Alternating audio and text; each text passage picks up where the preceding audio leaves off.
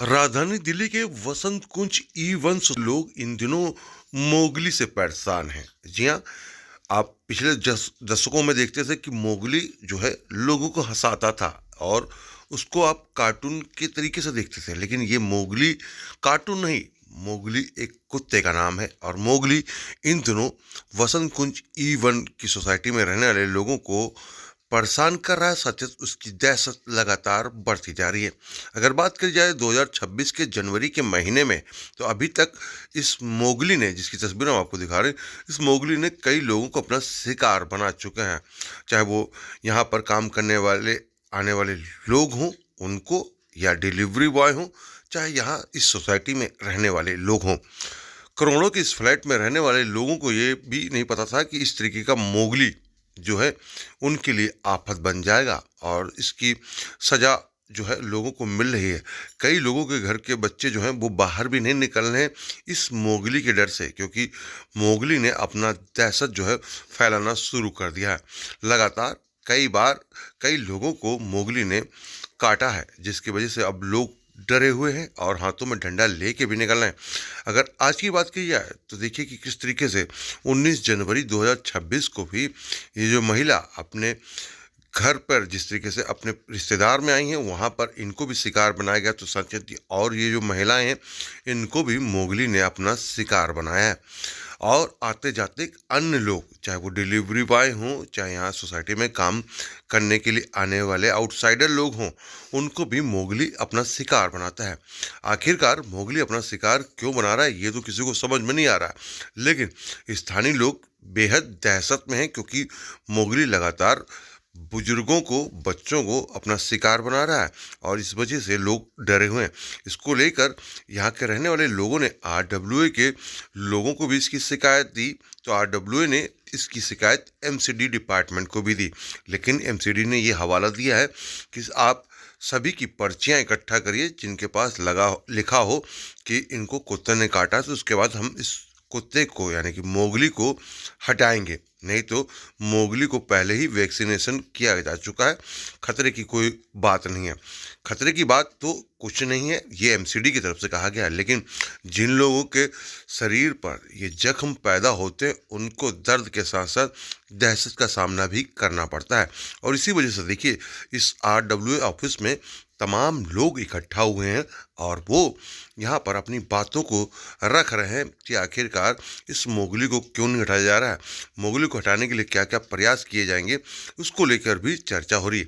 आइए अब आपको सुनाते हैं आरडब्ल्यूए के द्वारा क्या कहा गया और स्थानीय लोग जो यहाँ रहते हैं, जो कि इस मोगली का शिकार हो चुके हैं, उन्होंने क्या कहा वो हम आपको सुनाते हैं। सर जी, आपको कब कुत्ते ने काटा और कहाँ पे? आज सुबह 8:30 बजे ऊपर छत पे 6 फ्लोर पे सीढ़ियों से आके अटैक किया मेरे पे। यहाँ पर आप अभी आई हैं तो उसके बाद वो कुत्ता दिख रहा है यहीं पर? नहीं, अब तो नहीं दिखा। क्या उस समय कोई और भी था वहाँ पर कि नहीं, ऐसा था कि नहीं, कोई आप ही नहीं, अकेले थे? कोई नहीं था। आई एम प्रीति कुमारी। प्रीति जी, कब आपको डॉग ने काटा और यहाँ सोसाइटी में अभी किस तरीके का आप लोगों के मुझे एक्चुअली 3 जनवरी को काटा था। मैं अपने बेटे को उसके फ्रेंड के घर से लेने जा रही थी, तो वो डॉग बस बैठा ही हुआ था दरवाजे के बाहर। मुझे लगा जनरली बस यूं ही बैठा है। मैंने बैल बजाई और इतने में वो उठा और मुझे काट के और भाग गया।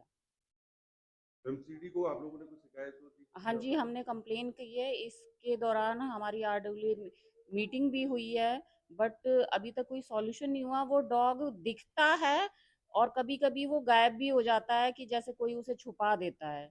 तो कुछ दिन के लिए वो गायब भी हो जाता है, 2-3 दिन के लिए हमें नहीं दिखा था, तो हमें लगा कि शायद उसको ले जा चुके हैं, बट वो अभी भी है। क्या और 3 तारीख के बाद से लेकर अभी तक क्या किसी और लोगों को भी काटा है? हाँ जी, वो एक मेड को काट चुका है। रिसेंटली मतलब डेली कोई ना कोई न्यूज़ हम सुनते ही रहते हैं कि किसी ना किसी को काटते ही रहता है। आउटसाइडरों को भी काटते रहते हो? हाँ जी, बिल्कुल, कुत्ते को तो नहीं पता वो आउटसाइडर है या इनसाइडर है।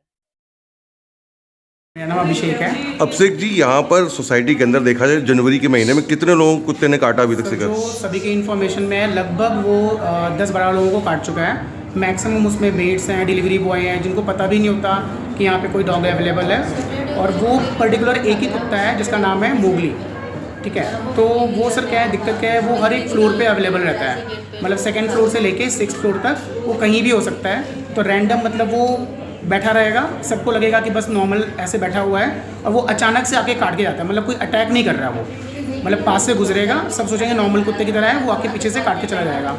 तो ये एक मतलब सीरियस इशू है, जो मतलब सभी रेजिडेंट जितने भी हैं E2 और E10 पर्टिकुलर वही फ्लोर के लोग ज़्यादा इसको फेस कर रहे हैं, क्योंकि वो डॉग जो है वो दो एक्स्ट्रा कुत्तों के साथ वहीं पे है, और तीनों स्ट्रे डॉग्स हैं वहाँ पे। अभी किस तरीके का माहौल है आपकी सोसाइटी में? बच्चे डरे हुए हैं लोग भी? सोसाइटी का मैं ऐसा नहीं बोल सकता, क्योंकि सोसाइटी में हर फ्लोर का अलग अलग सीन है। स्ट्रे डॉग्स यहाँ पे बहुत ज़्यादा हैं, जिसके लिए ऑलरेडी MCD को RWA फॉलोअप कर रही है। बट यहाँ पे सर जो मेन कंसर्न है, वो मेन कंसर्न E2 ब्लॉक और E10 ब्लॉक का है। तो अभी वहाँ पे मतलब एक भी बच्चे बाहर निकल नहीं पा रहे हैं, पेरेंट्स उनको अकेला नहीं छोड़ते हैं, मेड्स आने से पहले सभी स्टिक लेके आ रहे हैं। तो ये एक सीरियस कंसर्न है, मतलब MCD की तरफ से भी कोई फॉलोअप नहीं हो रहा, कोई पकड़ने नहीं आ रहा। अभी क्या आज भी किसी को काटा है डॉग आज ने? भी काटा, आज भी किसी की मदर इन लॉ को काटा है। तो आप डेली मतलब एक दिन 2 दिन के अंदर मतलब 1-2 लोगों को बाइट करता है। ठीक। मेरा नाम अर्पिता। अर्पिता जी, यहाँ पर आप लोगों को कितना डर है अभी, जिस तरीके से डॉग बाइट जगह जगह पे हो रही है, कितना डर है आप लोगों को? देखिए, हम लोग एक फौजी माहौल से आए हैं, और हम लोग बहुत आशा लेके आए थे कि DDA सोसाइटी में शायद बहुत हाई फाई कुछ मिलेगा। यहाँ पे आके हम लोगों को कुछ भी ऐसा नहीं मिला। उल्टा यहाँ पे ऐसा माहौल बन गया है कि मेरी बच्ची पिछले 2-3 महीने से घर से नहीं निकल पा रही है, क्योंकि हर किसी को डॉग ये कुत्ता काट रहा है। बोला जा रहा है कि E ब्लॉक में स्केयर है। ये E ब्लॉक के साथ जो एडजॉइनिंग F ब्लॉक है और उस साइड में जो C ब्लॉक है, सारे ब्लॉक स्केरी है। हम लोग जब वॉक करने भी जाते हैं, लोगों को देखते हैं, कुत्ते का डर से वो लोग डंडा वंडा लेके जा रहे हैं, और कोई भी यहाँ पे सेफ नहीं है।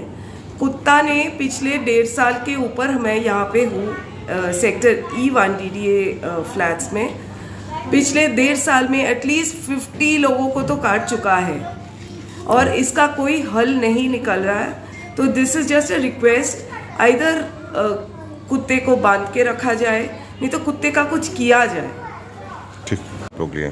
RWA की तरफ से डिप्टी डायरेक्टर वेटनरी अफसर को यहाँ से चिट्ठी लिखी गई है। 15 तारीख को फिर से एक बार ईमेल किया गया है, लेकिन उनकी रिक्वायरमेंट है कि हमें डॉक्यूमेंट चाहिए, कुछ एप्लीकेशन और प्रिस्क्रिप्शन स्लिप फ्रॉम विक्टिम, जो भी विक्टिम है उनसे एक एप्लीकेशन।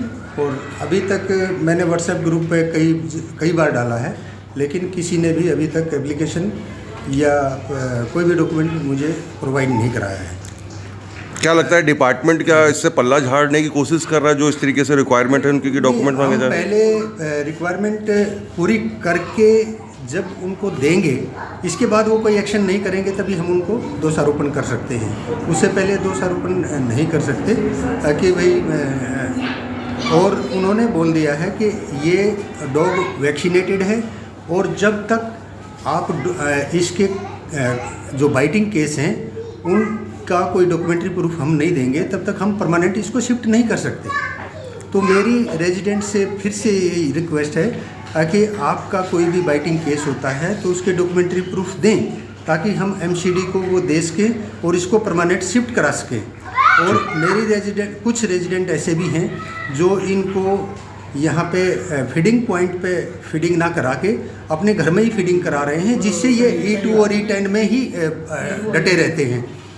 और जबकि बार बार रिक्वेस्ट करने पे भी कि फीडिंग पॉइंट पे ही कराएं, वो मैं बार बार एक सर्कुलर हफ्ते 10 दिन में या 15 दिन में या महीने में डालता रहता हूँ कि आप ये इंस्ट्रक्शन फॉलो करें, लेकिन बिना लॉ के अगेंस्ट RWA भी कुछ नहीं कर सकता। और लॉ के अगेंस्ट और दूसरा, जो डॉग लवर हैं उनके लिए डॉग्स के राइट्स ज़्यादा हैं और आदमी के राइट कम हैं। हालांकि हमें ये भी पता होना चाहिए कि हमें भी राइट है अपने आप को डिफेंड करने का, अपनी प्रॉपर्टी को डिफेंड करने के लिए राइट है, तो हमें वो भी राइट यूज करना चाहिए। और इनको रेजिडेंट से भी फिर से मेरी रिक्वेस्ट है कि वो फीडिंग पॉइंट पे ही खिलाएं पिलाएं उनको, ताकि वो फीडिंग पॉइंट के आसपास रहें, और ताकि हमारे बच्चे और हमारे रेजिडेंट बुजुर्ग सारे आराम से रह सकें।